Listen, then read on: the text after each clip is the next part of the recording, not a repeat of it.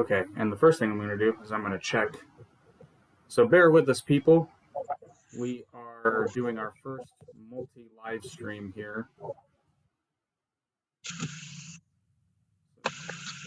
Did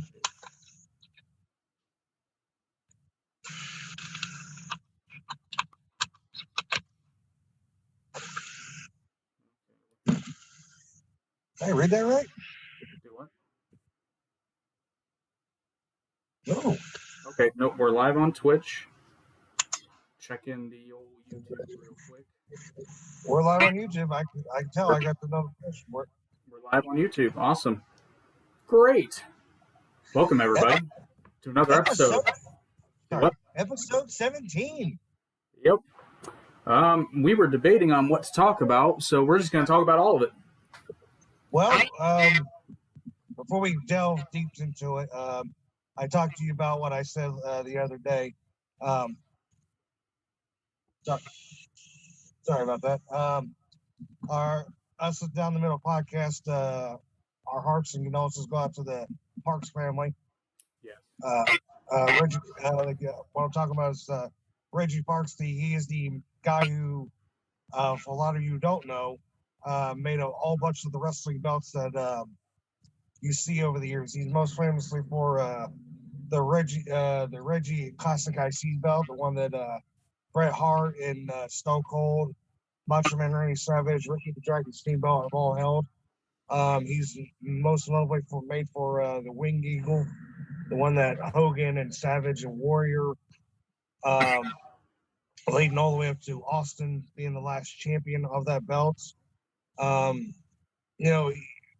He's made a bunch of wrestling belts over the years. You should go to our buddy Hazard F5's channel.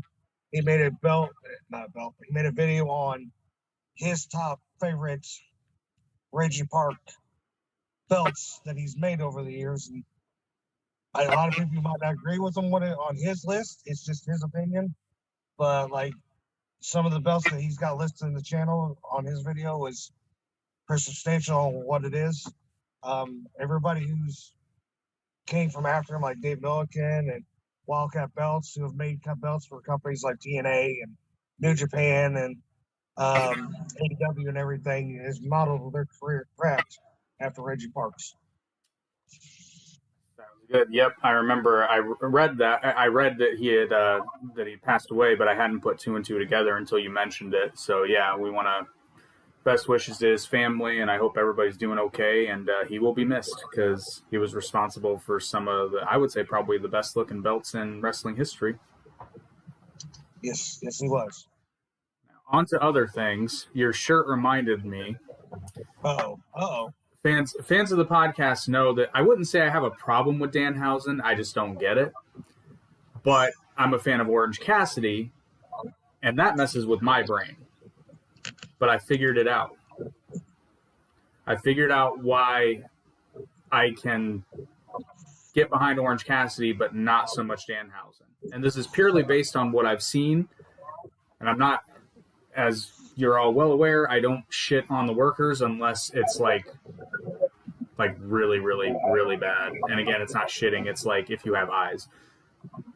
But the difference between Orange Cassidy and Danhausen is that Orange's gimmick doesn't require people to go along with it. For example, when he does the kicking spot, nobody sells it. It's goofy, but nobody sells it. Right. Danhausen, on the other hand, from what I've seen, his goofier stuff requires people to go along with it. So, in the words of Jim Cornette, it's obvious cooperation. Fuck. Okay. But that's more along the lines of some of the stuff he does on the indies, he doesn't do a Ring of Honor. Oh, I know. And I'll to be fair, I've not seen any of his Ring of Honor stuff yet. Okay. But that clip you sent me. Okay, and I know what he's talking about, and everybody's talking about the Danhausen is known for on the indies is the tequila dance that he uses from Pee Wee Herman. Because he's a big fan of Pee Wee Herman and everything else.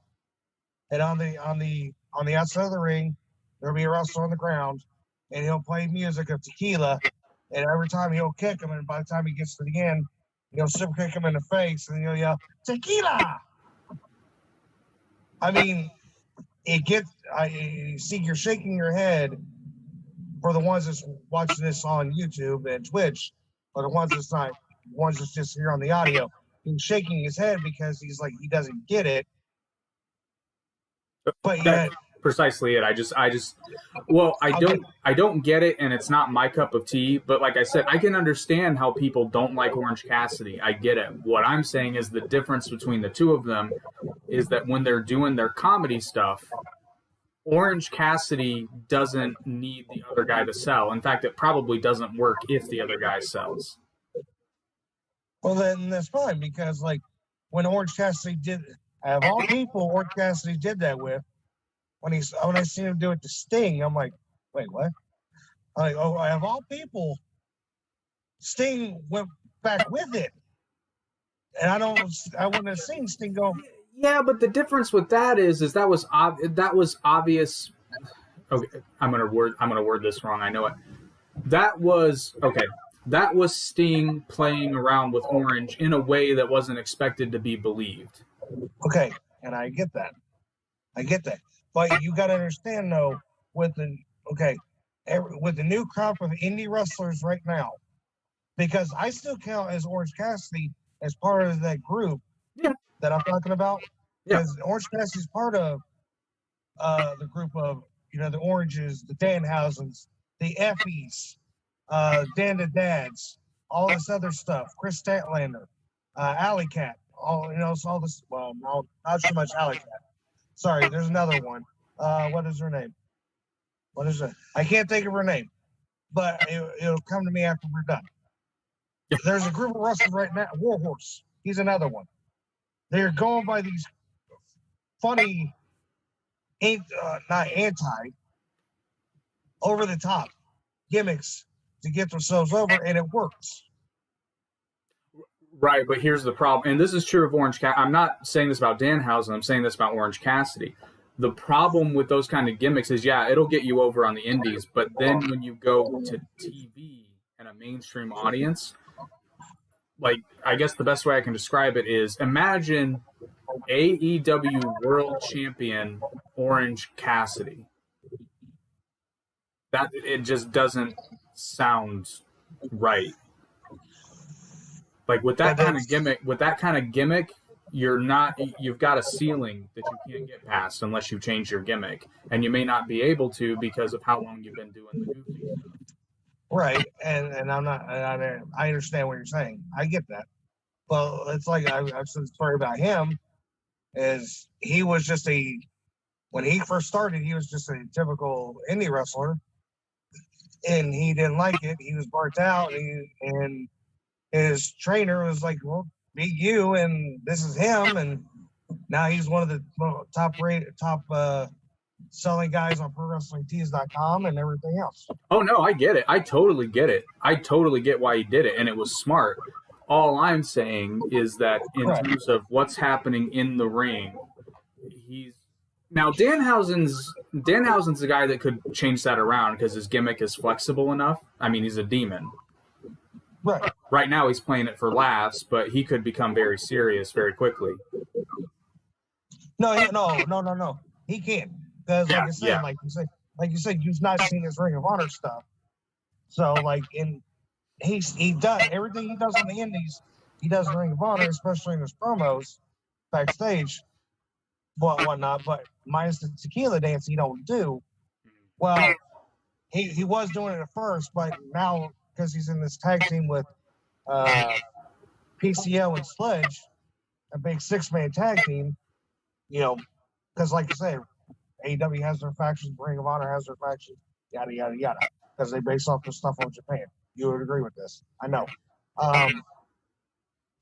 He acts as more of like a leader right now in Ring of Honor because he's got these two behemoths that he can be the brains while the other two brawn and do all his work for him.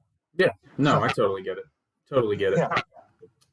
And like we've already talked about this, I think it's only a matter of time before he's in AEW. He was at All Out. Yes, he was. He was there. I actually just seen the latest vlog he posted. Yeah, I saw that earlier this week, and like you see where he's sitting at. I'm like, you son of a. I mean, he was already in Chicago working for GCW, which we will get to there in a minute, by the way, because they had their big pay-per-view last night. But you just see him sitting there on, not where like he's sitting on the side where hard cam is going to, like where you did. On the side that the hard cam is on, yeah. Yeah, he was sitting on that side and everything. I'm like, really? He actually got good seats too. Oh yes, but he wasn't good enough to get backstage, was he? No. No, he wasn't backstage with Egon Page. No, he was not. I'm just fucking kidding.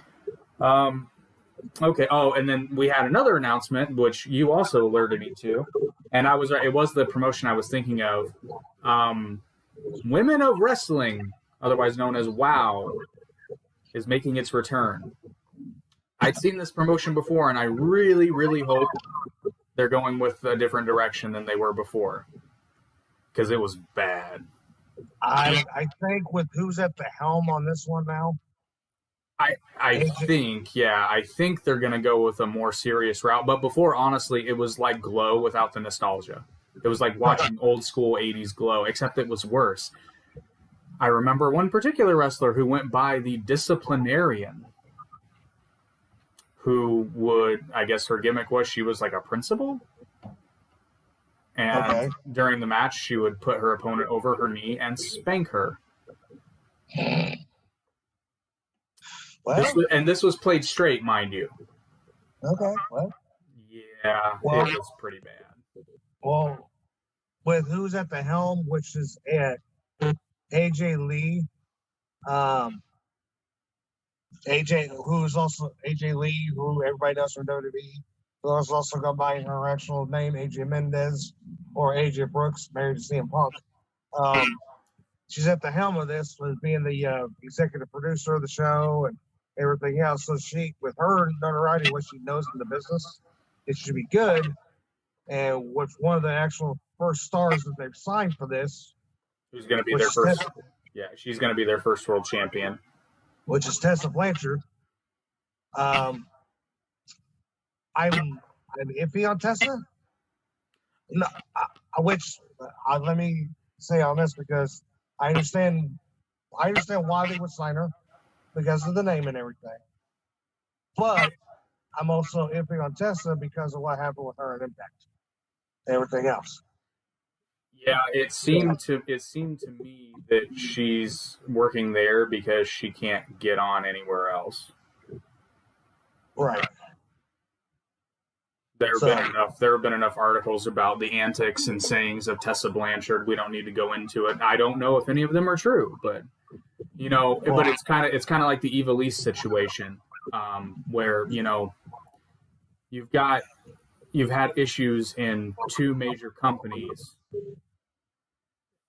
It might be you. I'm not saying it was, but I did go back and watch that match that she had with Thunder Rosa, which was part of the reason why she was let go. Yes. It's like, no, that wasn't.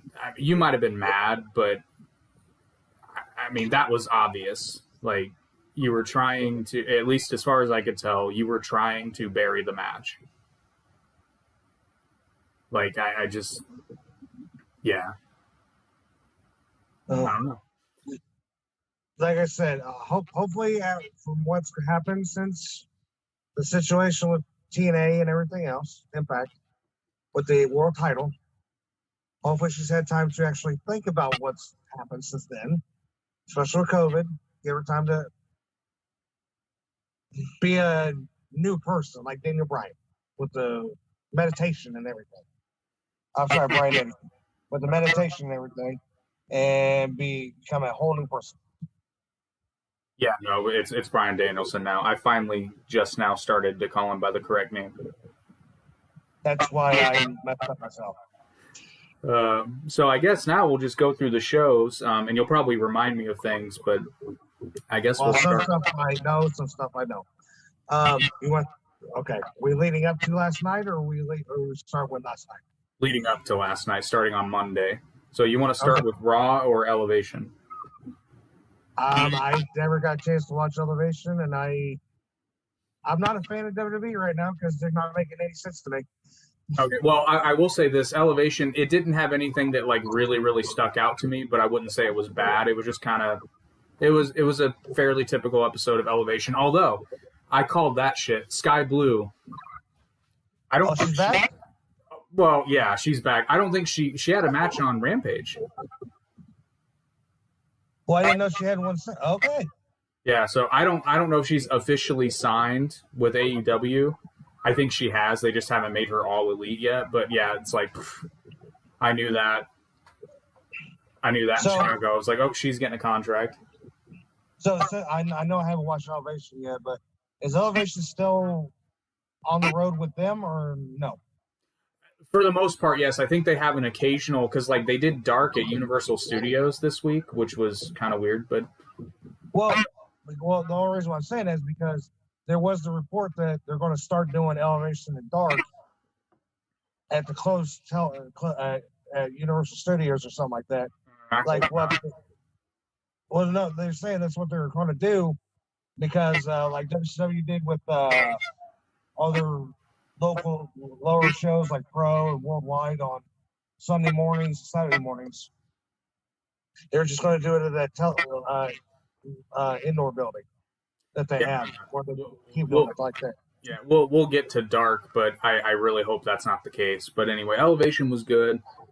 I want to say there was a match. I know Sky Blue had a match. I want to say there was something that stuck out for me, but like I said, it was good. Now let's move on to Monday Night Raw. I mean, the WWE draft is laughable now. Although this time around, I really do think they might have had some influence from the television stations. But it was like 60% people are staying right where they are. And then there would be like some trade and they would, oh my God, this is unbelievable. It's like, really? There's two shows. It's a 50-50 shot. That's the point that I'm getting at, especially when you get to SmackDown. But I'll wait till we get to SmackDown. That's my theory on this. Unless you want to go straight to SmackDown. No, we'll just keep going. I'm trying to remember. Like, I was proud of myself, though. I watched everything this week. I powered through it all. My head still hurts, but, you know. Raw was... It was just... Now, one interesting thing they're doing is they're having a King of the Ring... They're having the King of the Ring tournament and the Queen's Crown tournament. Now, the Queen's Crown tournament looks a lot more interesting than King of the Ring, probably because it's newer, but... Yeah. I mean, that's been interesting. Those kind of qualifying matches, at least from what I've seen so far, have been pretty good. But yeah, nothing really sticks out on Raw. They're doing this weird thing where Roman Reigns is calling out Heyman for saying, it's like, you're responsible for Brock Lesnar's free agent status. I don't know what the hell that means. He, pretty much after the draft on SmackDown, not this past SmackDown, but the SmackDown before, when they started doing the draft, since Paul Heyman doesn't have control over Brock Lesnar anymore, he pretty much declared himself a free agent to where he doesn't have to be, where he exempted himself from the draft. See, this is the problem with doing the brands like they do now, because like they split them up, but they're not really split. I think they always reserve the right to do whatever the hell they want, and that takes away from it. Because if Brock Lesnar, and I get it, if any character is going to be able to go on both brands, it should be someone like Brock Lesnar. But let's be real: if Brock can do it, Cena can do it, Roman can do it, any of their top guys can do it. Well, Roman's stuck to SmackDown because he's the Universal Champion now. I know. I get that. If he was a champion, that's what I'm saying. So what's the point? You might as well just mix the rosters again, except that was really stale because then every week it was just Cena, more Cena, Triple H, a cruiserweight match for no reason, and a women's match for no reason, and Cena. Oh, and a commercial for something WWE related, which has Cena in it. Yeah, which has Cena in it. I think, okay, even though they just did I was going to get this out of the way now. I think even though they just did the draft, I think the draft's not going to officially go into effect until after these next two pay-per-views. Yeah, so it's kind of... So why have the... I don't get it. Why have the draft now? Why not wait till after Crown Jewel? And then it hit me. It's because they want to be able to intermingle the rosters before leading up to Crown Jewel. Right. Well, and also Hell in a Cell. Well, right. That's what I'm saying. So, like, now the draft really didn't mean anything because it wasn't particularly. I think there were a handful. There were a handful of people. Okay, so here's another problem with the draft. So Karrion Kross gets redrafted to Raw because I guess he was on Raw officially or whatever. Okay, so like if this is a legit sport and Karrion Kross has been losing like he has been, why would you draft him? Why didn't they send him to SmackDown? Again. And why does the NXT get drafts? Like, why are they pulling from NXT but not sending people to NXT? I know the answer to that because NXT is technically the minor leagues. Right. But still, I would have sent Kross to SmackDown. He could start fresh, and SmackDown's the wrestling show anyway. Again. What are we talking about here? I know. All right, then. Oh, and good news, Bobby Lashley's still on Raw. Yeah. Okay. But Drew went to SmackDown. That's not a bad thing. I think I'd rather have Drew on SmackDown because Drew McIntyre is one of the very good parts of whatever show he's on. I think we're seeing way too much of him right now, but that's not his fault. Okay, well, no, he calmed down with the title, and they put him in a feud with Jinder and everything. Don't hit her Jinder. Anyways, I know. Hey, I know it was weird that Jinder Mahal won the WWE title at one point. I know it was. I was fine with it. I was fine with that. No, I'm not saying it was a bad thing. It was just one of those unexpected things. Right, that's what I'm saying. That's why I liked it, because it came almost out of nowhere. Right. Why didn't they give Heath the title? Damn it. Why does... Well, actually, no, I know why Heath still works there. The way they portray him, you would wonder why he still works there. I know exactly why he still works there, because he's good. But... Who? Heath. Oh, wait, Heath doesn't work there anymore. Never mind. Yeah, he was in. But yeah, that's I can understand why they wouldn't put a world championship on good old Heath Slater, even though he's got kids. Okay, well, getting back to what I was saying about the whole leading up to the pay-per-view stuff is they did it one time. Coincidentally enough, I'm going to go with CM Punk. Okay, the year that CM Punk won the world title from Edge on Raw. Because the WWE title got drafted to SmackDown. Triple H was the champion. I remember this. And, they had the pay-per-view, yada, yada, yada. Edge beat Batista to retain the world title, but Batista was on Raw. So technically, they had no world champion for Raw. Edge came out, cut his promo, yada, yada. Batista came out, beat up Edge. CM Punk cashed in Money in the Bank. So they already had matches lined up for pay-per-views. Or brands, they just have to get those through those to get done the way they can actually get the people on the right rosters. Now, I know this. I understand. Now, that means to me is I figured they would have just switched the belts with Becky and Charlotte because they both went to each other's brand. I think to me, they're just going to have them both drop the belts to whoever they're fighting. That way they don't have to worry about switching the belts. Yeah, and we'll get into a little bit more of that when we get to SmackDown because that opening segment was painful. But anyway, any more thoughts on Raw? Because the only other thing I remember is, especially because the strap, they put the Hurt Business back together, but they split the New Day back up. Yeah, and Big E as champion is still weird to me. I don't get it. That was an interesting. They had an interesting tag match with Dolph Ziggler and Robert. What are they calling him now? Robert Roode. Yes. Yeah, he's going by Robert. Yeah, not Bob. I always want to call him Bobby because he looks more like a Bobby. The Dirty Dogs. Oh God.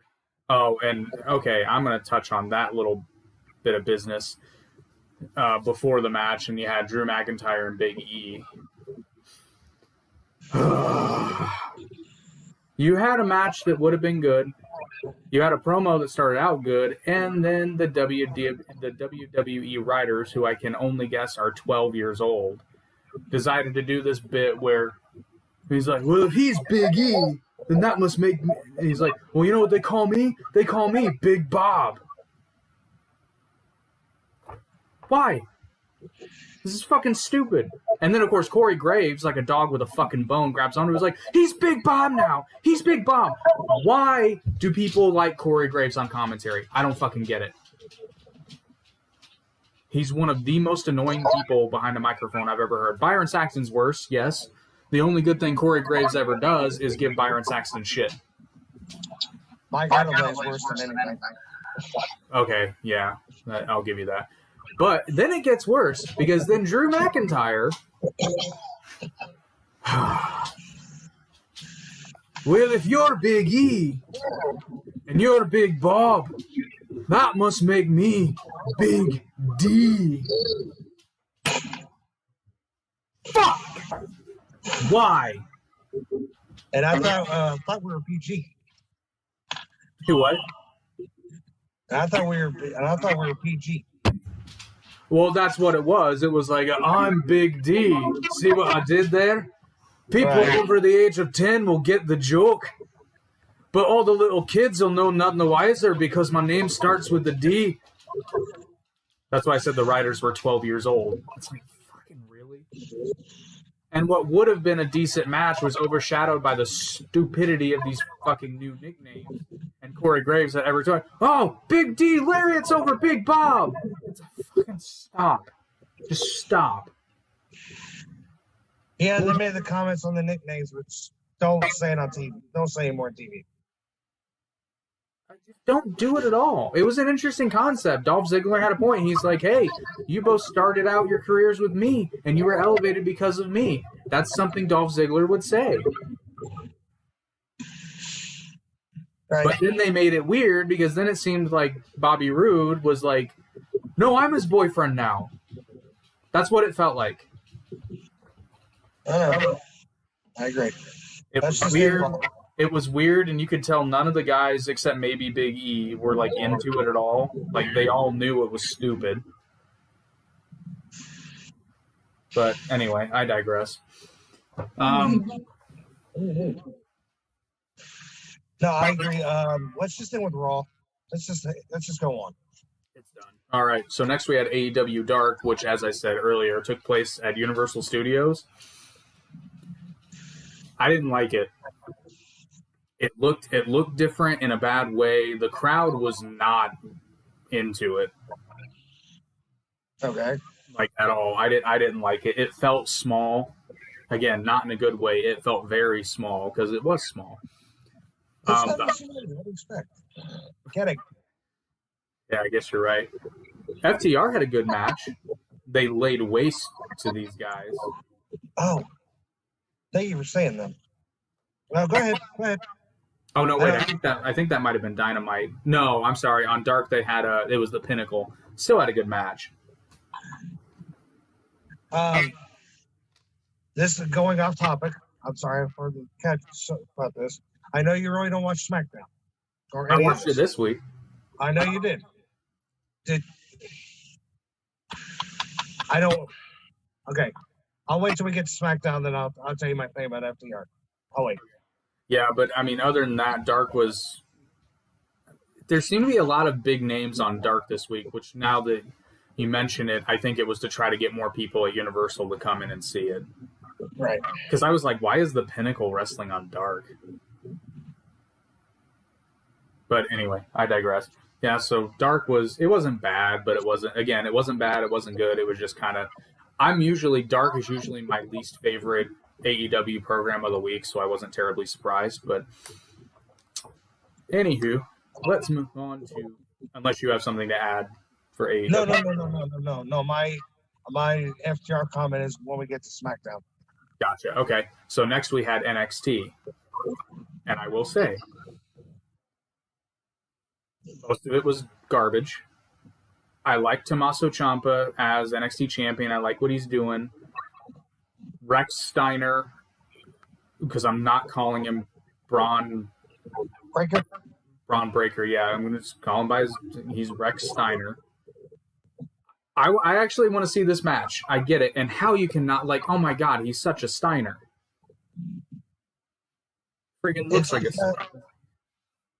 He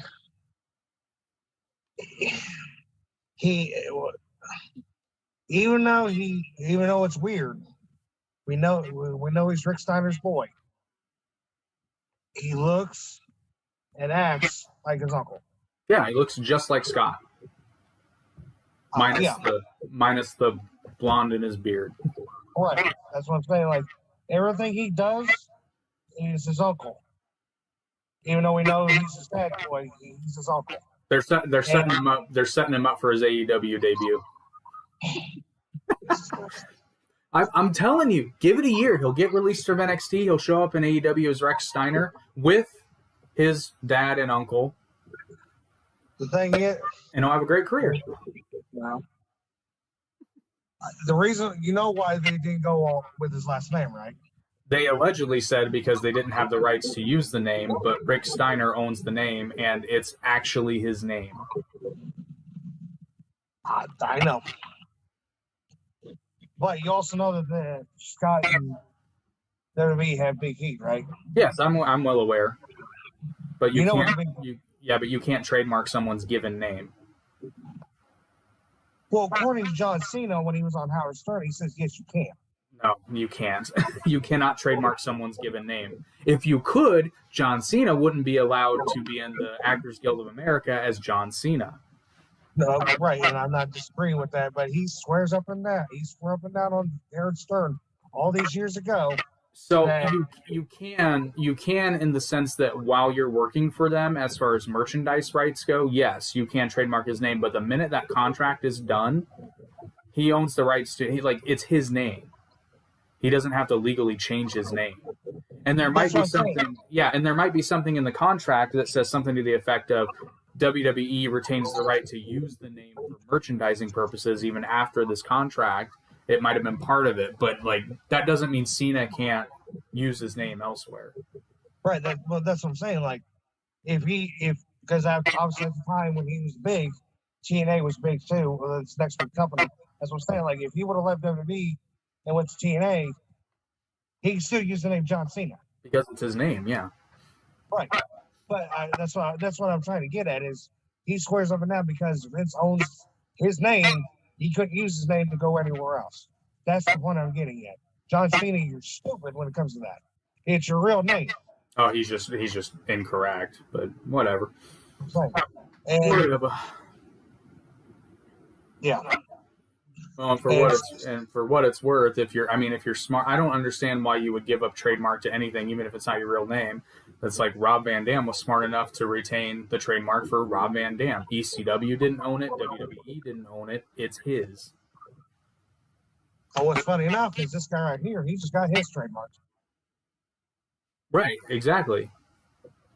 Yeah, it's because Danhausen needs to be trademarked because people want to make the money. He's very rich. Well, it's his actual last name. Yeah, I know, but still. I'm saying like the gimmick and everything else. He's got a trademark. Good for him. Anyways. Yeah, good for him. So, anyway, like I said, I watched NXT. It's the first time I watched it in its entirety. I'm one of the few. I don't hate the new setup. I understand why some people don't like it, but I kind of dig it because it feels indie. And I think that's what they're going for. I'm waiting on the bells to change the bright yellow colors. Bright tie-dye colors. The logo is a bit goofy, I will admit.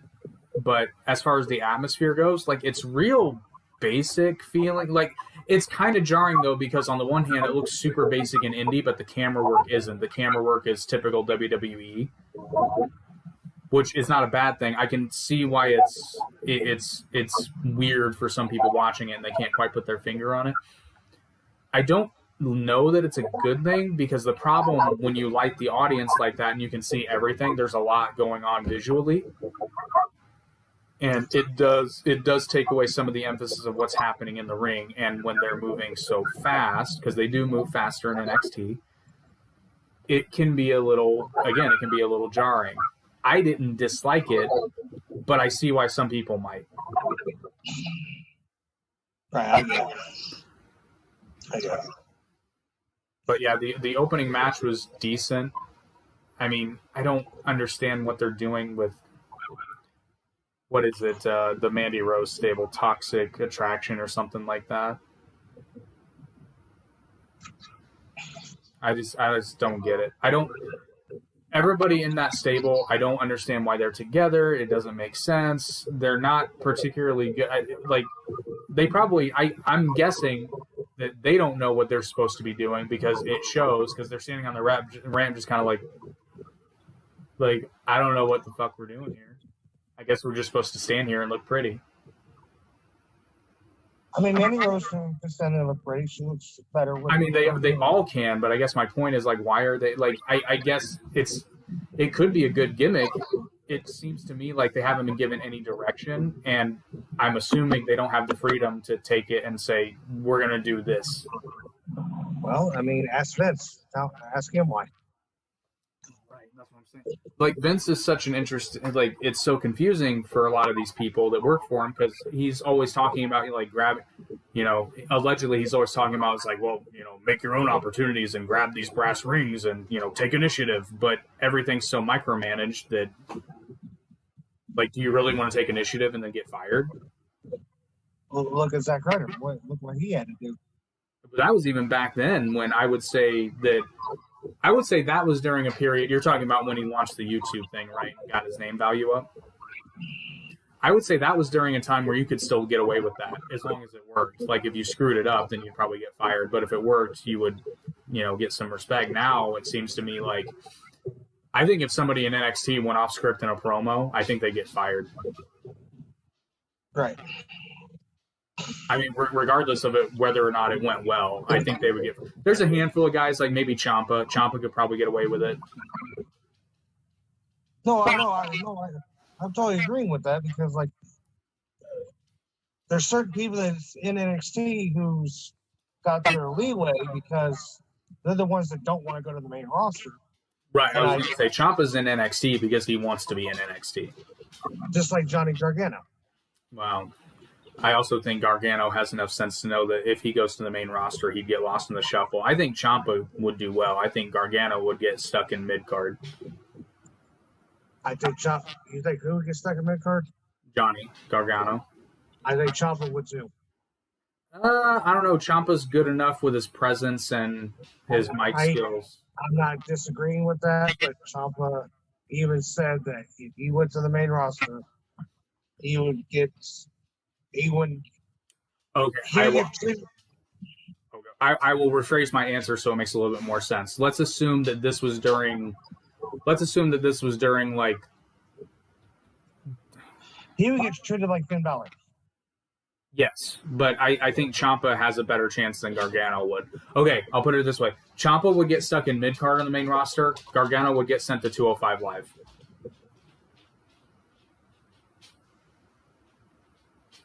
Oh, you muted yourself there, good buddy.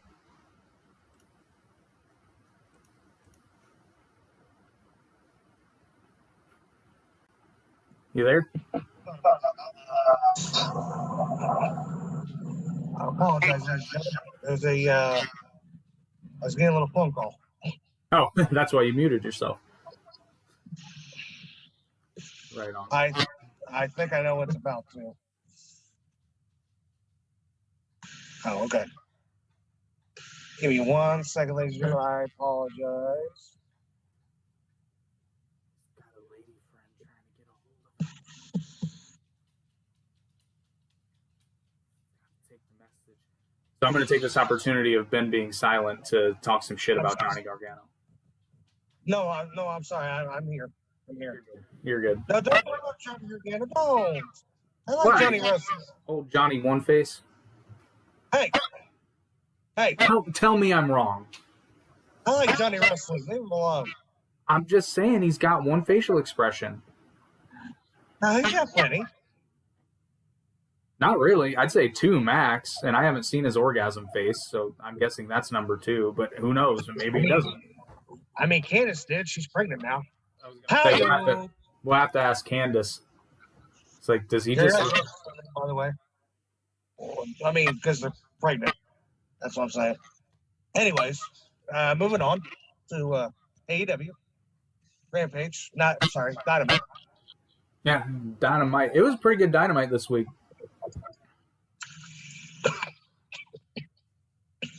Road fight.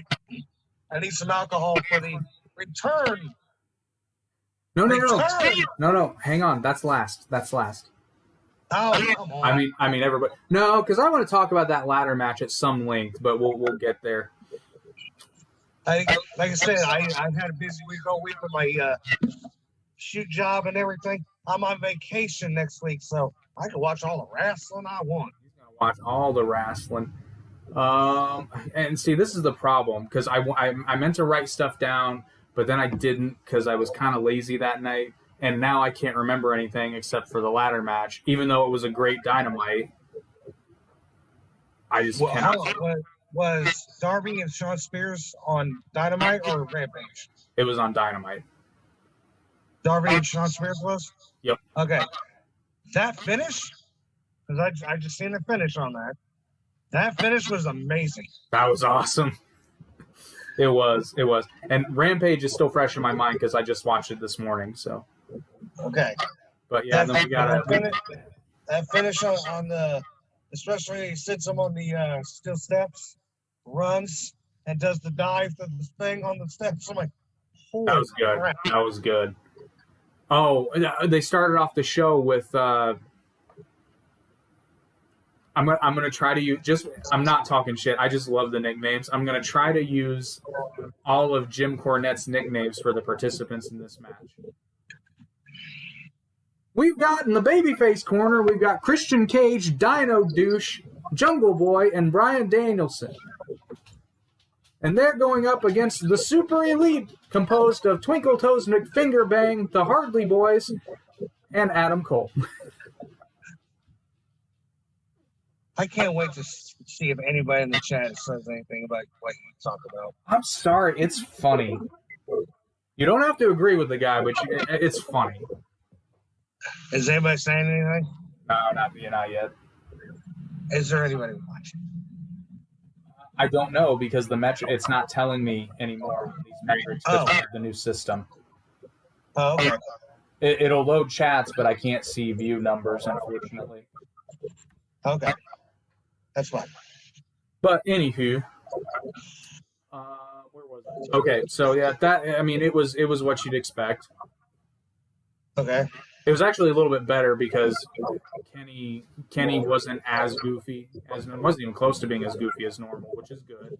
Adam Cole stole the show, like usual, and then Bryan Danielson stole the show, like usual. Right. But it was a good match. It was entertaining. Everybody got their shit in, and Adam Cole did that fake out, which was actually that was legitimately funny wrestling when he acts like he's going for the dive, and then instead he pauses in the middle of the ring and does Adam Cole baby.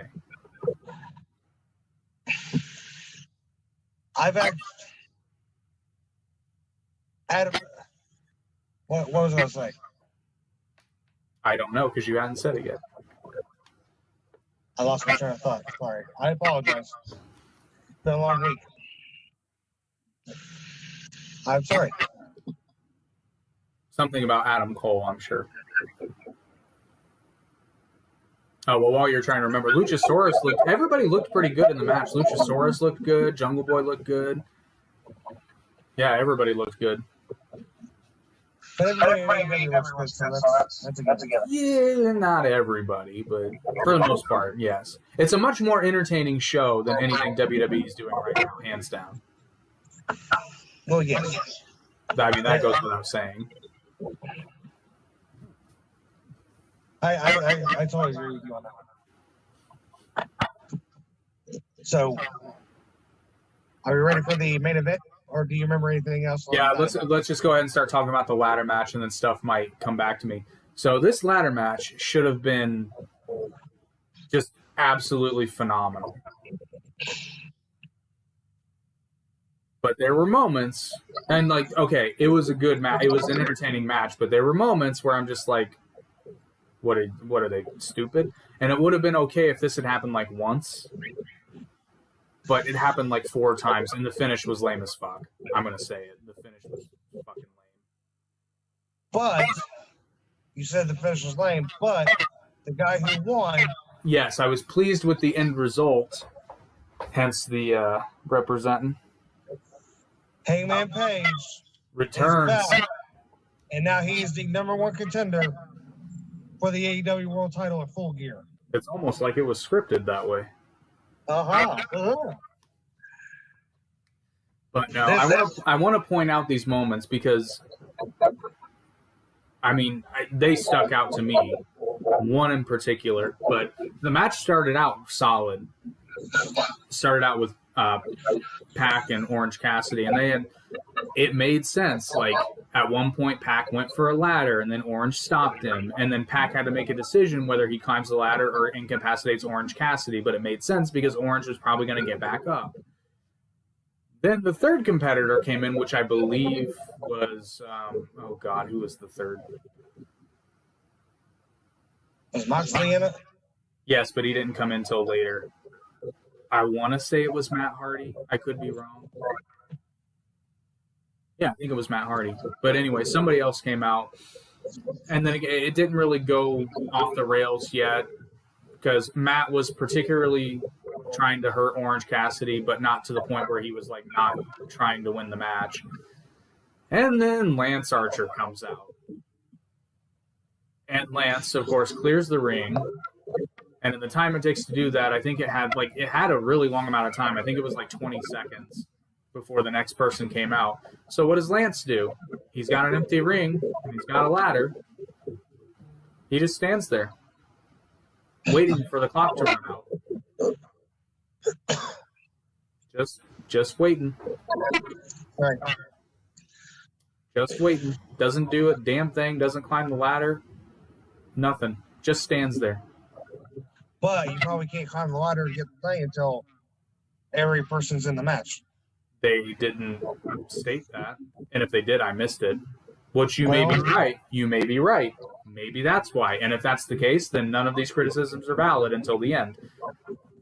Bill, that's what I'm saying. Like sometimes in a match, and now that you say that, you're probably right. But my point is, or at least I missed it. Maybe he did say, if I'm wrong, shame me in the comments section. But I did not hear anybody say that you couldn't go for the poker chip until everybody was in the match. But then at that point, it's like, well, I guess it was a casino match, so whatever. So anyway, then Moxley joins the fray, and at this point, the match it's pretty good, you know. Actually, it's really good. I won't say pretty good. Good spots. Most everything makes sense. You know, they're trying to, and I'm going to keep going, assuming that you're right and that you can't go for the poker chip until after the Joker is there. I'm assuming that nobody played for the poker chip until. Well, now, no, I don't think that was the case because people were going for it, but they were jockeying on the ladder. Because, like, at one point, Pac was going for it, but then Orange stopped him. So I think you could go for the chip at any time. Okay, but then again... That's a problem regardless, because if you can't go for the chip until everybody's in, then why would you climb the ladder for it, which people were doing. Or right, and I'm not disagreeing with that. But in wrestling terms of logic, Because obviously you said Lance Archer cleared the ring, right? What's that? You said Lance Archer cleared the ring, right? Yeah, cleared the ring. And Moxley came out next. Correct. Okay.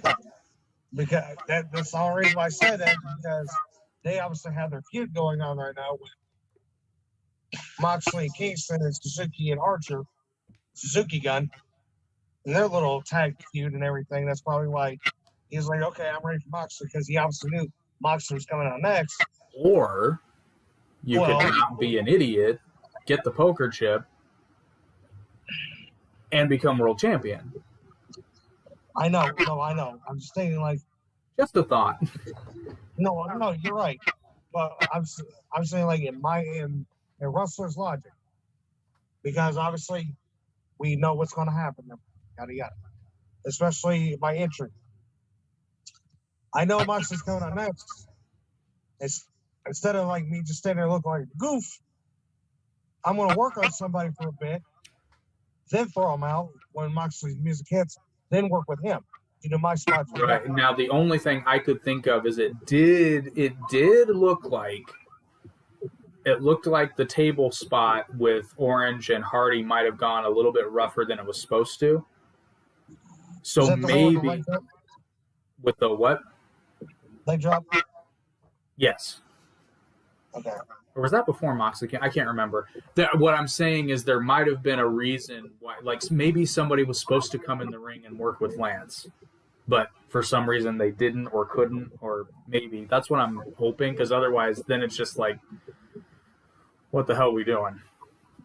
You know, because like if I remember it correctly, they did that spot and maybe somebody landed wrong or hit hard or something. Pac was on the other side of the ring. Maybe he wasn't supposed to get in there yet.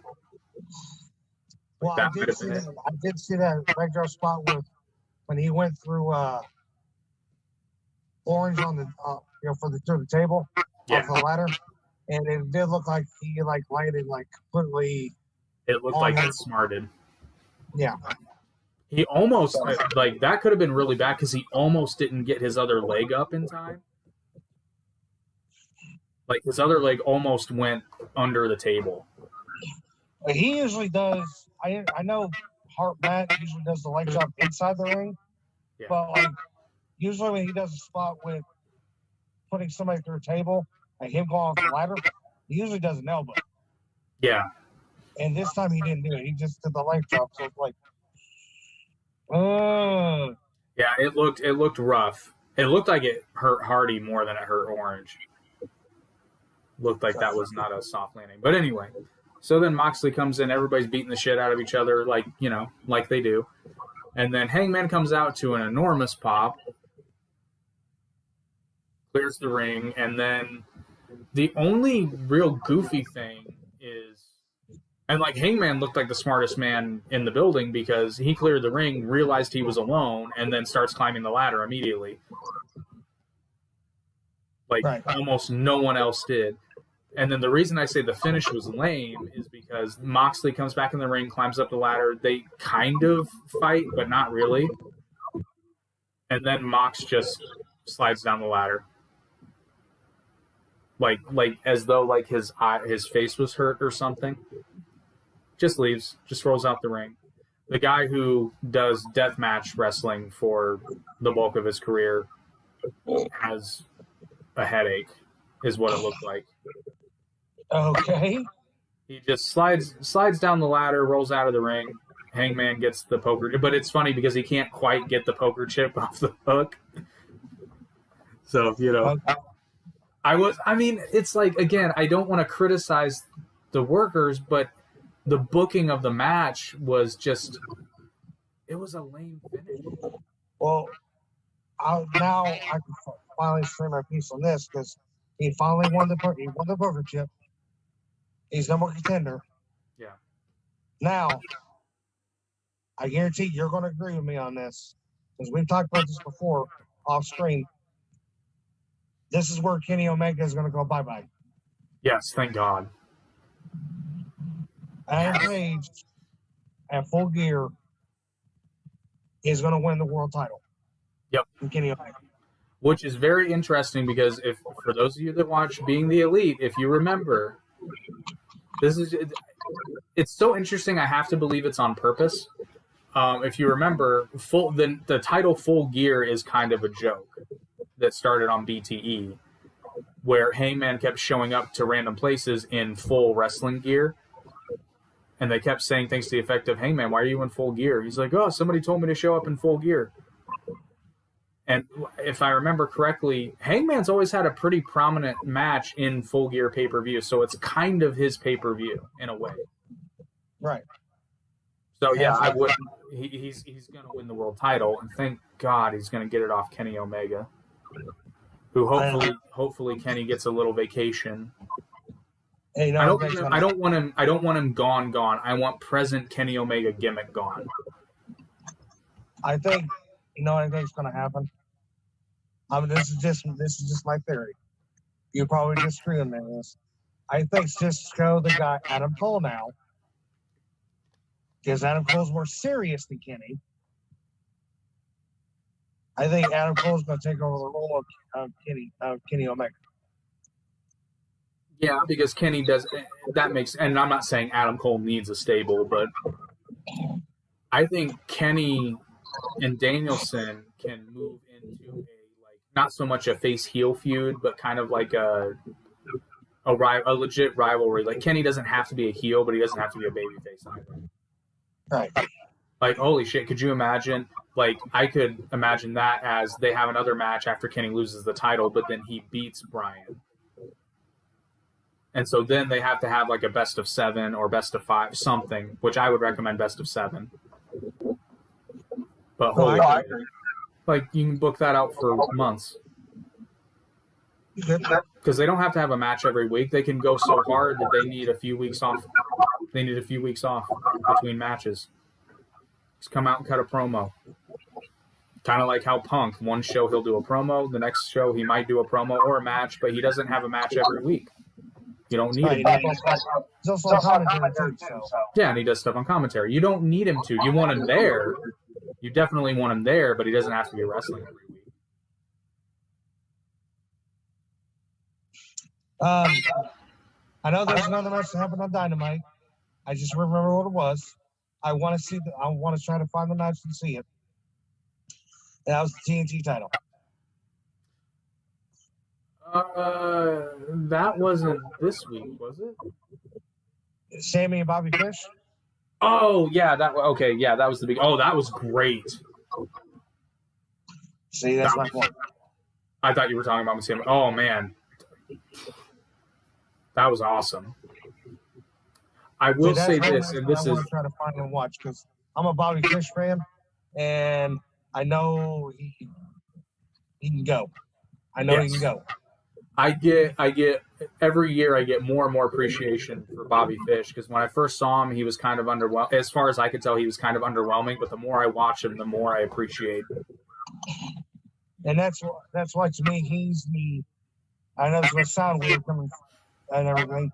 He reminds me of a Christopher Daniels. The best way I would describe Bobby Fish is he would have been one of the guys who won in WWE like in the late 80s, early 90s. He would have been one of the Intercontinental Champions. He would have. Yeah, 100%.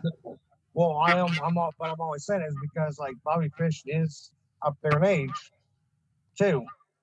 Is he's in his 30s, I think 40s type of thing. Because he's been doing it for a long time. I think he's in his late 30s, yeah, which perfect segue. Speaking about Christopher Daniels, and I lied. I didn't watch Impact because I don't know. Sometimes I can, sometimes I can't. It's weird. But Christopher Daniels returned to Impact Wrestling. Yes, he did.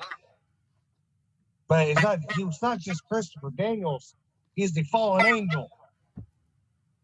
The OG. They still signed with AEW. Well, yeah, but Impact needs some help. Yeah. So we were talking, I can't remember if it was last week or a couple weeks ago, we were talking about what the hell are they going to do with the Impact title? Right. And he doesn't have to win it, although, I mean, he could. That's the one belt that eluded him this whole time being there. and I'd want to see him as world champion before he finally retires. And I think we And will. what better fitting for him to actually have world title than Impact's, especially when the biggest feuds in Impact history, bar none. Everybody will disagree with me on this, but I think the biggest feud, bar none, in TNA history is Christopher Daniels, AJ Styles, Samoa Joe. Well, you're talking about 3 of the 4 pillars of original TNA. Right, but what I'm saying is the best feud of all time with TNA is them 3. Oh yeah. Because they had the best match of all time, triple threat match of all time for the X Division title. And then when AJ Styles finally won the TNA World title, even though he was world champion way before that, when he beat Kurt Angle for the world title, they recreated that same spot with the world title this time with all 3. Samoa Joe had already been world champion. AJ Styles is world champion again for the 3rd or 4th time. Christopher Daniels is next in line to become world champion. Yep, I think so. And Matt Cardona is still who's the champion over there again? And where, GCW? No. Impact. Christian Cage. Oh, duh, yeah, of course he is. We were talking about Matt Cardona being a viable option to go for it. That's why. Right. Even though you just watched Impact. I didn't watch Impact. I just knew that Christopher Daniels went back. I saw it on the Twitter. Oh, I thought you said you watched Impact. No, I said I didn't watch Impact. I lied. I said I watched everything, but I forgot about Impact, as most people do. Okay, well, we were talking about Heath Slater earlier. Heath is back in Impact, and it looks like they're reforming the Heath Rhino tag team because Rhino got kicked out of Violent by Design, which is Eric Young's stable, so they're putting them back together. Heath and Rhino, which is what? I mean, it's just old school TNA booking. What is WWE doing, or what has WWE done? Let's do it again. Well, I digress. So let's see, what's next? I think that would put us to SmackDown. Oh, but before we get there, I want to remind everyone, Down the Middle Podcast is on the Twitter machine. Yes, on the Twitter machine. We're also, like I said, live on Twitch. Yes, we are, which if you're watching on Twitch, you know that right now. But if you're not, now you know. And you can find us on Twitter at Down the Middle P. Because Down the Middle Podcast was too long, I suppose. Oh, it's Down the Middle P? Down the Middle On P. Twitch? No. Twitch is Down the Middle Podcast. Twitter is at Down the Middle P. Okay.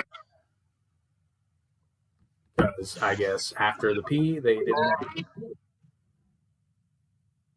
Okay. You can just call us Big P. Don't. See what I did there? Yeah, I see. Don't. Yeah. Because we're the Big P. I couldn't help myself. Get into SmackDown now. Which Big D is on now, by the way. Which actually, you know what's hilarious? I think we said that match happened on Raw, but it totally happened on SmackDown. No, I think, well, anyways. Yeah, it totally happened on SmackDown. No? I don't know. It happened on WWE. Anyways. He's the Big D of WWE. Anyways, Drew McIntyre being on SmackDown is perfect because he was the chosen one back in the day. He's done everything he can do on the Raw, and now he's going on SmackDown to go for the Universal title. which he has clearly stated. Yeah. So, well, but no, he's fighting Big E at Crown Jewel. I know, that's what I'm saying. When it gets past these pay-per-views, then he'll be going for the Universal title. So, spoiler alert: Drew McIntyre is going to lose at Crown Jewel somehow. Because that'll put. Huh? Go ahead. As a spoiler alert, Brock Lesnar is going to lose at Crown Jewel. Oh yeah. Spoiler alert: Bobby Lashley is going to lose the Crown Jewel to Bill Goldberg. Spoiler alert: Becky's going to win 2 titles at Crown Jewel. Charlotte's going to quit. Spoiler alert: I'm going to kill my co-host. I'm kidding. Charlotte's so going to quit. I mean, she's not going to quit. She's not going to renew her contract. Who? Charlotte. You're right, because she's going to go to AEW. And she's going to be with Andrade. Just like that was the other fucker in the ladder match, Andrade. He came in before Matt Hardy, my bad, and did a fucking amazing sunset flip spot. Ooh, that did not look like a pleasant landing. Anyway, I'm sorry. I did not mean to forget Senor Andrade El Idolo. You didn't catch what I said, though. No, I did not. About the Iconics. Oh, yeah. The Inspirations, they are now called, are now in TNA. Oh, God. Hey, they have what's called their women's tag team titles. Yeah, that's true. Oh, geez, we completely forgot about. I'm sorry, people. Okay. Oh no, wait, that hasn't happened yet. That happened on Rampage, didn't it? No, it was on Dynamite. Yeah, it was on. We'll get this back down, then go to that. We'll circle back. Okay, SmackDown is pretty much still leading up to their feuds from Crown Jewel and everything else, and then Edge and Seth Rollins made their match Hell in a Cell. Let's not talk about Seth Rollins' new gimmick. He's so much better than that. Oh, and this is where I was trying to get at with FTR. Did you see the thing with Seth Rollins going to Edge's house? Yep. Okay. I'm sure you obviously understood who he was calling, or when he was talking to Beth, who he said in the promo, did you not? Edge? Yeah. Okay. After the promo, after you've seen Seth Rollins in the house on SmackDown, not this past Friday, but the Friday before, he's telling Beth, forget about the groceries, everything else, go to your brother's house. You and the kids. He said, I'll have Dan and David go to the house. He's mentioning FTR. Huh. I did not catch that. He used their real names on SmackDown. Huh. So that leads into an interesting question. Do you think, because I'm not sure what kind of deal they signed, at one point, a while ago, like when they just left WWE, they were on Cornette's show and they said they hadn't signed a huge long-term deal yet. I think they have since then. Do you think FTR is going to stick with AEW? No, they signed a new contract. Oh, they did? Okay. It's like, I hope they get booked better. But yeah, that's a fun little Easter egg. It's just funny how they use go back and forth, talk about people in other companies. Like it's good that because Cody was doing it all the time at the beginning. It's good that they've stopped doing that. I disagree. I like it because I always found the notion of acting like your company's in a vacuum is just ridiculous because everybody knows that the other companies exist. Like, you don't have to bring them up all the time, but to not even acknowledge them when it comes up organically is just ridiculous. Like at the beginning, you keep talking about it. Like, okay, we get it. Now so for example, I'll use this example, and this is one of the times they did it and it worked. When Shinsuke Nakamura debuted on the main roster, they specifically mentioned New Japan Pro Wrestling. How can you not? They didn't just say he won all kinds of things in Japan. It's like, everybody, we all know who Shinsuke Nakamura is. Okay, that I don't have a problem with. Yeah. I keep talking about Cody. The reason being I was talking about Cody is because like when he would come out one time and he would come out with a throne and a sledgehammer. That was awesome though. It was, but he's still taking a jab at WWE. It's like, okay, we get it. You have heat with WWE, especially with your dad and everything else. It's done and over with. But now they don't have to worry about it. Now they don't do it no more. They've stopped. But Which I'm happy for. you have to remember, baby, back then they still had his last name. Not anymore, they don't. Not anymore, they don't. But back then they did. He couldn't use his dad's name. I'd have been pissed too.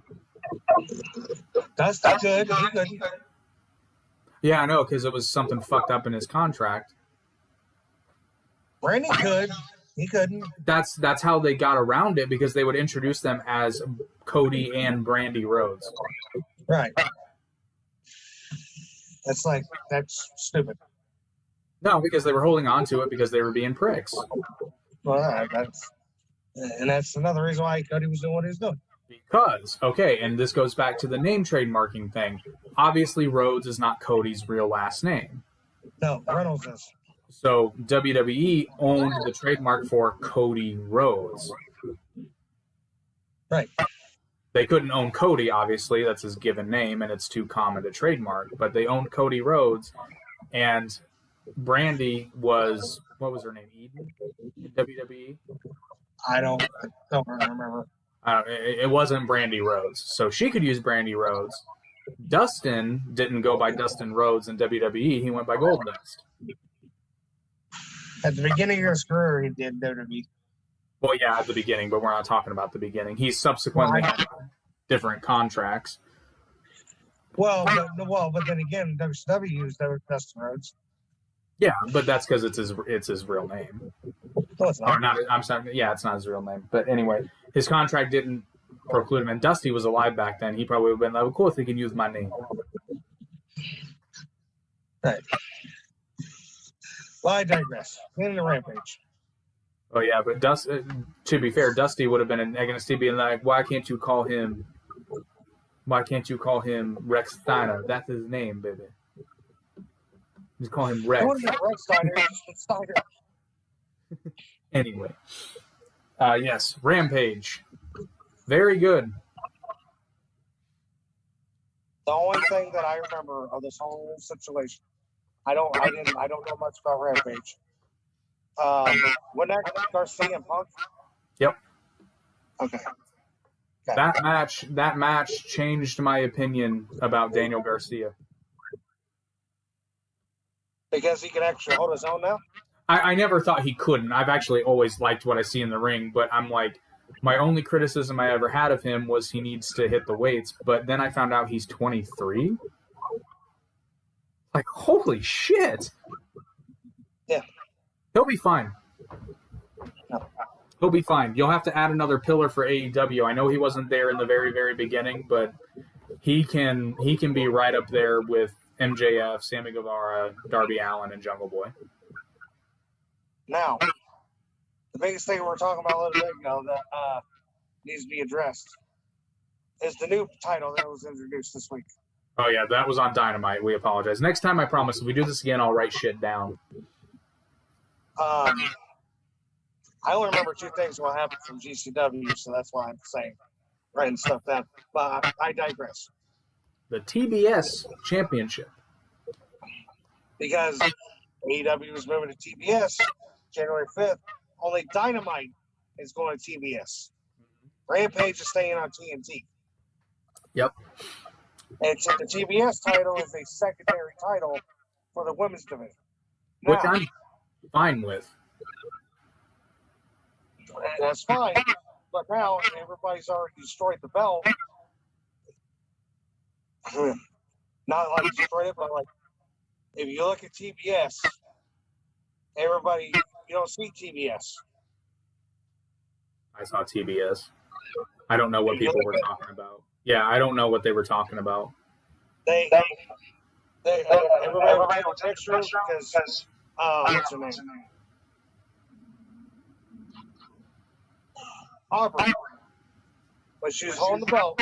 Now, the people are right over TBS. Hoax. It's like, okay. Now it's like, now I see that. Now I can't unsee that. I don't see that. I've seen the picture. Oh, I see it.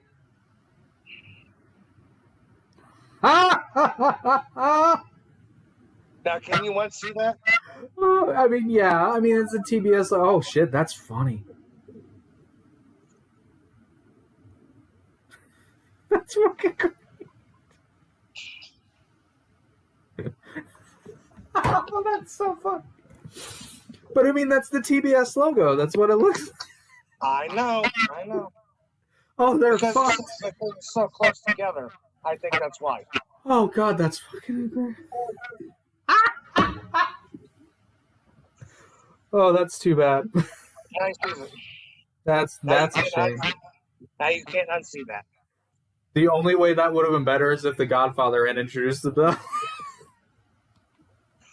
And I'm going to say right now, none of the ladies in AEW are hosts. They are fine ladies. They're fine ladies. Oh, that's too funny. I legitimately didn't see it. I was like, what is everybody talking about? They're like, do you see it? And I'm like, I don't see it. Yeah, now you do. Oh, that's funny.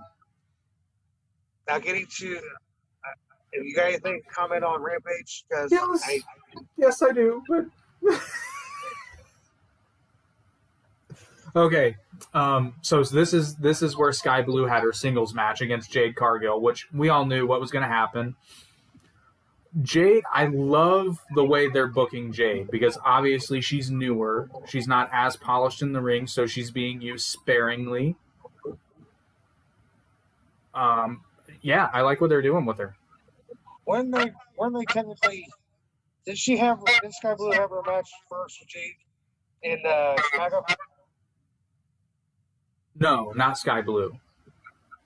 She had a match with Red Velvet on. Okay. Yeah, that was where the crowd got super behind her, and that's what got her in the Battle Royal. Okay. Great. Okay. That's why I love pro wrestling because that was supposed to be just a one-off match. Like maybe she was going to come back because I think she'd been on before, but I think she was going to be used sparingly. But just because of how the crowd reacted, it escalated her career. Right, I get it. And now she's in the tournament. Oh, she's not in the tournament anymore, but she was in the tournament to crown the TBS champion. Okay. That's why she had the match with Jade. Okay. Anything else for Rampage? I'm trying to remember. I think that was pretty much it. Like again, the whole show was good. But yeah, the Daniel Garcia CM Punk match was exceptional. What was the fucking main event? Sure won that? Oh, the main event was Lucha Brothers versus my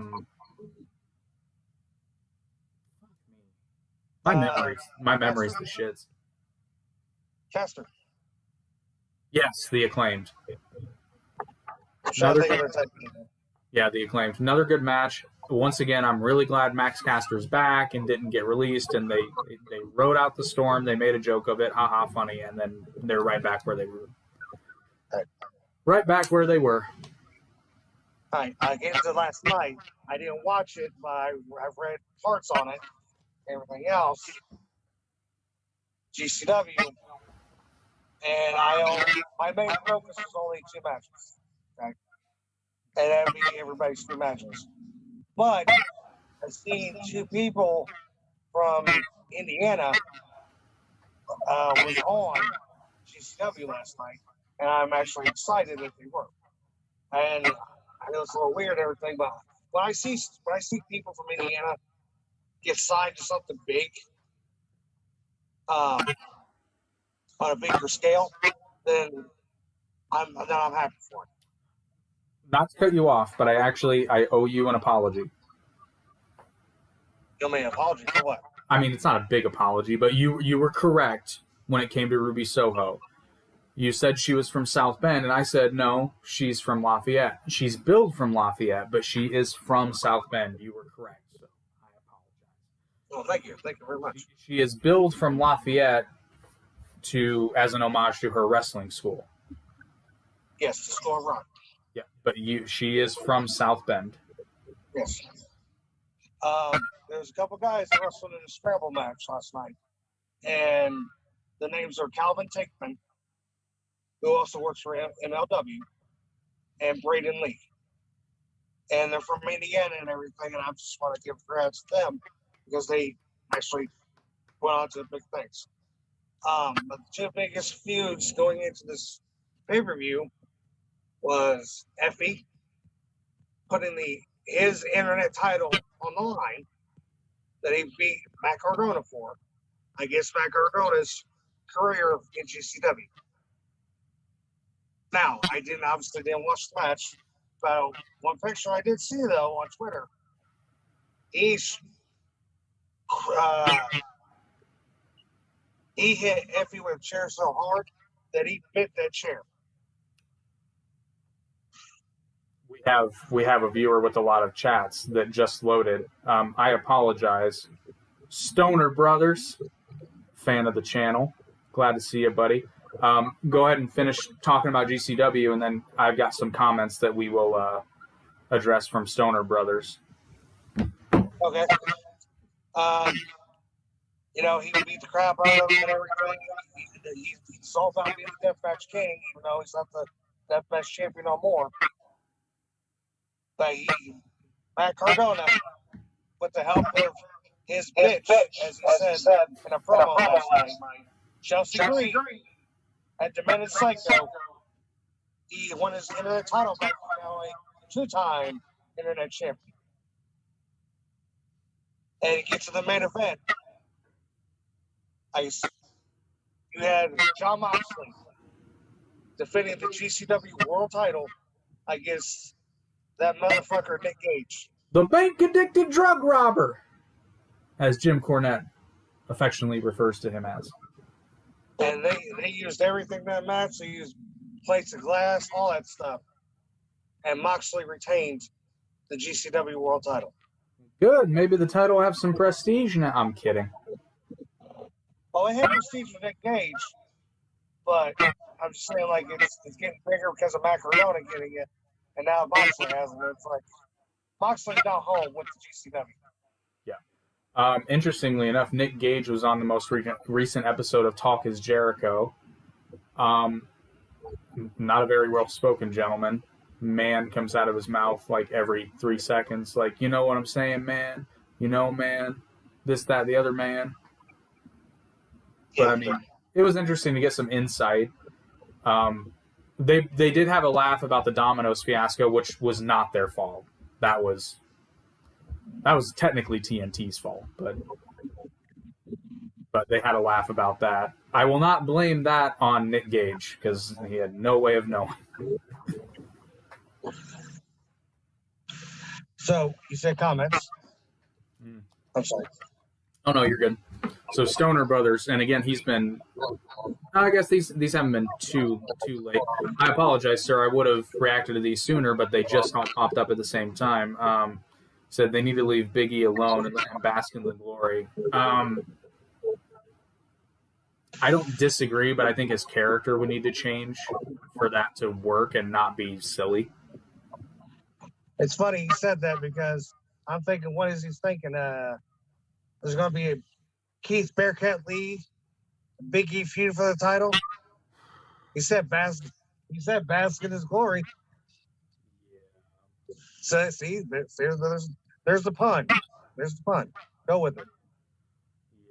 Yeah, and Sasha's taking that pin. Yeah, saying Sasha's gonna lose. I think so. Long live the Queen, in reference to Charlotte.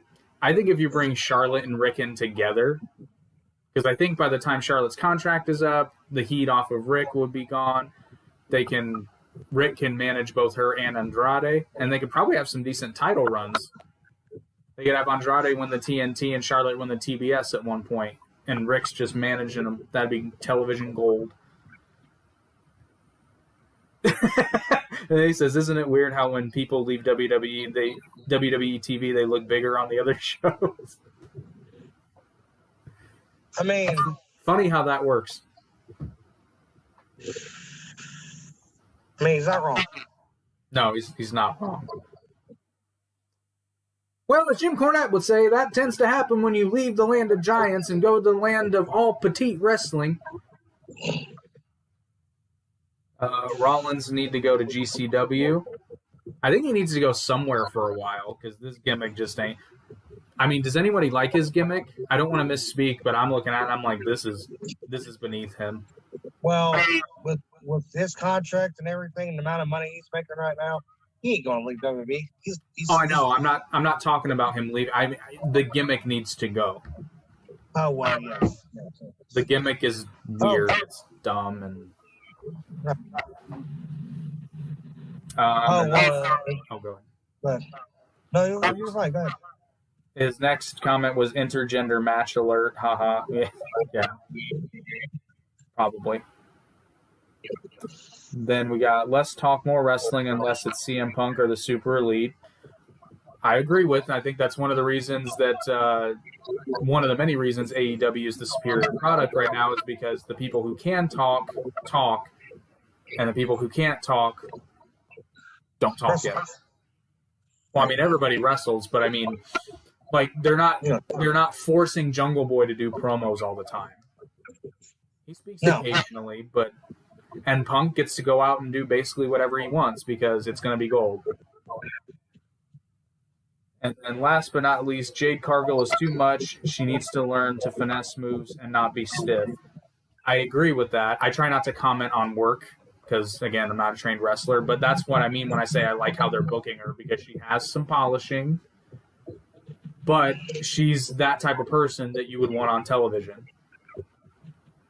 So they're kind of working with the best of both worlds, and I think they kind of gave her a chance to showcase herself in that three-way match because they could cover her better in a three-way match. Right. So again, there are moments where I'm just kind of like, that's a little stiff. Not like she's hitting hard, but I mean like it's a little rigid, I guess is a better way to describe it. But again, I mean, she's definitely got the athletic ability, and she's the kind of person you'd want on TV. And that reminds me of a closing point, and then we can wrap this up. Did you watch Roads to the Top? I have not. That was what you were going to say. As much as I want to like that show, it's going to be a one-seasoner. Oh, okay, that's what you're going with. I thought you were going to talk about the Evil Uno thing. On Dark? I mean, not Dark. On Roads to the Top? Yeah. What's the Evil Uno thing? Now, we don't know how real this is or whatnot. I was shown this picture yesterday. There's a picture of there in it looks like me with the background I have. Like it's blurry background, but you see me. Okay. When this picture, you see Wardlow. In this picture, when the background, you see Evil Uno in his get-up without the mask. I may not have noticed it, but Preston Vance wasn't wearing his mask, and he was prominent through a couple of episodes. Oh, really? Yeah. Oh, I haven't seen the stuff, so I didn't know that. Which I'm just going to say, like, no homo, but, like, why are they putting a mask on that dude?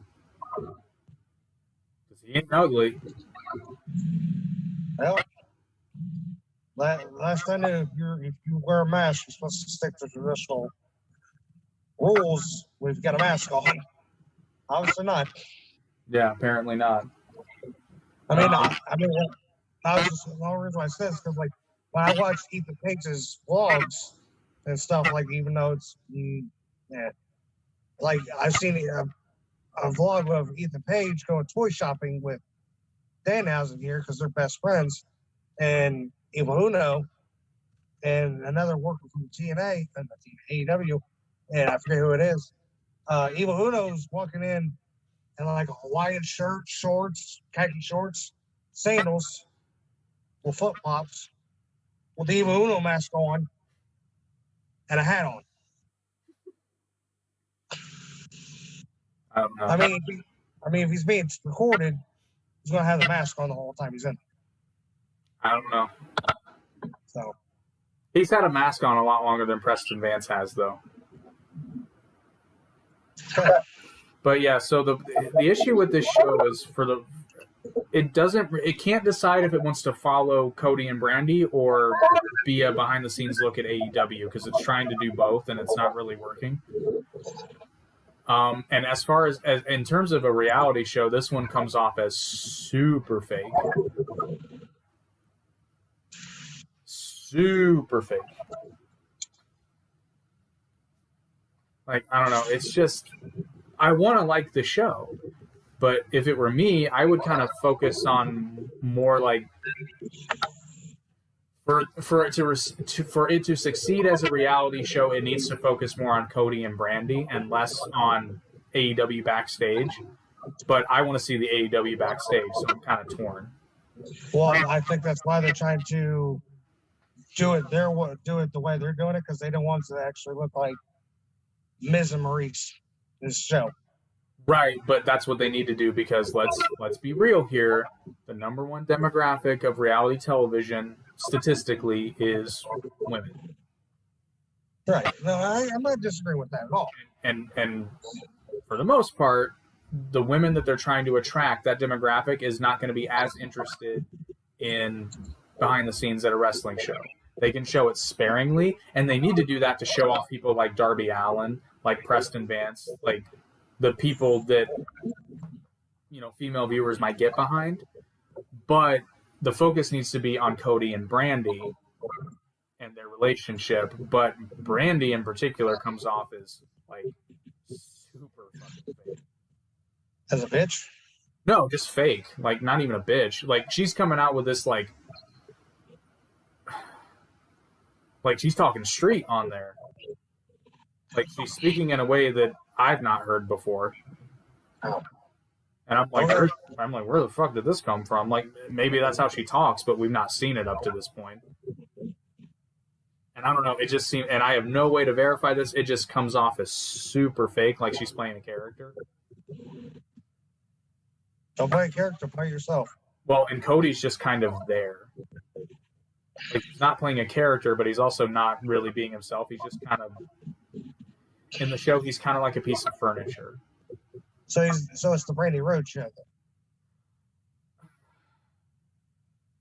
It seems like she's trying to make it that way. Well, she's not on TV no more because she's had the baby and everything. So She's back on TV, buddy. oh, okay. Well, She came out and she had no reason to be there. It was actually kind of weird. It was the Malachi Black Cody match. She walked him out to the ring, and then she got in the ring and flipped him the bird. That's right. That's right. I remember that now. Which kind of killed the book. It didn't kill the booking, but it didn't make sense because, like, if Malachi Black is laying waste to everyone, why would you have your recently pregnant wife at ringside where this guy can get a hold of her? Right, and I totally agree with that. I get what you're saying now. Which, okay, one more thing, and then we can wrap it up. Was there some TV rule that changed where, like, you can flip people off more often? Because AEW is, like, flipping the bird every other match now. That needs to stop. They're doing it way too much. And that goes along with the fact that the cussing needs to calm down on that, too. Yeah, it makes me think some kind of television restriction got lifted. Or maybe since Rampage is on later, but they're doing it on Dynamite, too. That's what I'm saying. Like, I swear, it's like every other match, somebody's coming out and flipping birds and, like, but, like, it's noticeable. Right. It's like, like, this ain't the attitude. Like, this ain't the attitude era. I mean, it can be appropriate, but when you're doing it every other match, even when it's appropriate, you just kind of roll your eyes. Right.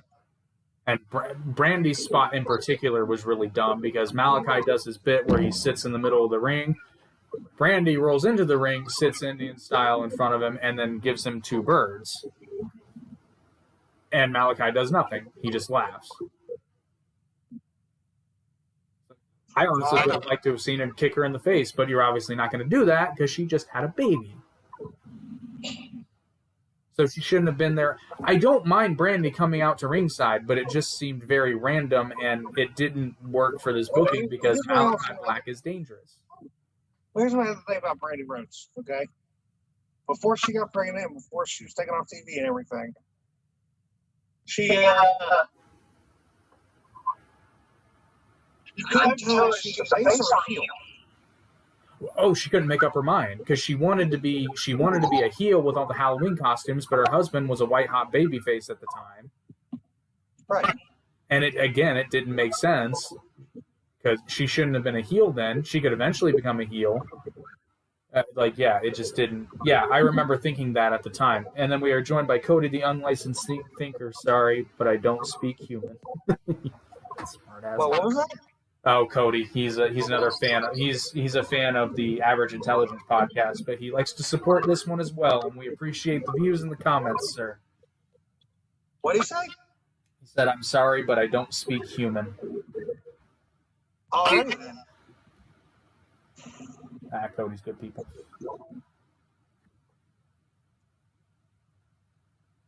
He's playing silent in the background for the Overlords. Yeah, we want to keep the Overlords happy. But I think we covered just about everything, buddy. Yeah, I think we did too. Cool. This has been the other big announcement. How could we forget? I wonder if it's the same thing that I'm thinking that you're thinking. Are you thinking about Dynamite? Yes, that's what I was thinking actually. And if you want me to do it? You want me to? We'll do it together. Huh? We'll do it together. The Down the Middle podcast, both of us, will be at AEW's Dynamite on November 10th. In Indianapolis, Indiana. We'll be there to sign autographs as long as we don't get in trouble. No, seriously. Mr. Here went to Dynamite Rampage up in Chicago. He wore the Down the Middle podcast shirts, everything else. I didn't think I was visible on television, and then he sent me screenshots where I was very visible on television. Again, that night on Dynamite, we will be there in full Down the Middle gear. Doubt you'll be able to see us, though. Even then, but we'll be there. All the fans that are fans, people that are fans of us, especially the one that did go the Danhausen signing. That was the same day that I was there. I do remember this. You should remember that too. I hope you do. Kidding. We will be there in full gear to see us in the Down the Middle podcast shirts. Y'all want to actually come up to us, talk to us? Feel free. Bring it on. Feel free. Come debate with us. Like I said, if you want an autograph, picture, whatever, we'll be there for you. I'll even do you one better. If somebody wants to come talk wrestling for more than a couple of minutes, fuck it, I'll go live. I'll go live on my phone. We'll do a special podcast right there. We will do it. We'll do it. I'll go live. That'll be a YouTube only thing, but the YouTube only thing, it'd be live because we're here to support the greatest wrestling organization of all time, All Elite Wrestling. I mean, New Japan's still pretty good. I just need to make more time in my life for New Japan. I know you're a New Japan mark. I'm just stating. Big time. I mean, it's close. It's close. I can't even say which one. I haven't been watching New Japan. I don't have time. It's the worst thing ever. I'm just stating because we're both going to be there. Oh yeah. For Dynamite. And if things go right, we'll also be watching Rampage the same night. No. Because Rampage is in Minneapolis that week. Oh, it is? Yep. Okay. Well, I've been seeing them filming Rampage along with Dynamite. No, Rampage is still going to be live, but we should get Elevation. Okay. We'll get elevation. It should be Elevation and Dynamite. Okay. Well, like I said, we both said, we will both be there on November 10th. We staying outside in the cold because it's November, but we don't care. We're there to meet our fans. We will be fine. He's just saying that because last time we were at Dynamite in Indianapolis, although that was in December, wasn't it? Oh, it was November. Wasn't it November? Shit. Okay. Yeah, it was cold. It was right before. Not sure that. It was right before Survivor Series. Yeah, it was cold. But for some reason, right now, this is October. We're almost halfway through, and it's still warm outside. Yeah, well, that's all the global warming. But anyway, we'll wrap it up for now. Thanks for enjoying the Down the Middle podcast. And remember, as always, if you missed the live broadcast, you can check us out on anchor.fm, where you can listen on Spotify, Apple Podcasts, and a few other options. You can always check the replay on YouTube. We now live stream on Twitch. I will be honest, I don't know if it's going to save the video, but like I said, you can always go back and watch the video version on YouTube. And as always, there should be a YouTube link in the YouTube video to check out our official merchandise store, where you can get merchandise for the Average Intelligent podcast, as well as the Down the Middle podcast, and just some other fun shirts that we have on there. Until next time, this has been Down the Middle. Thanks for watching. See ya.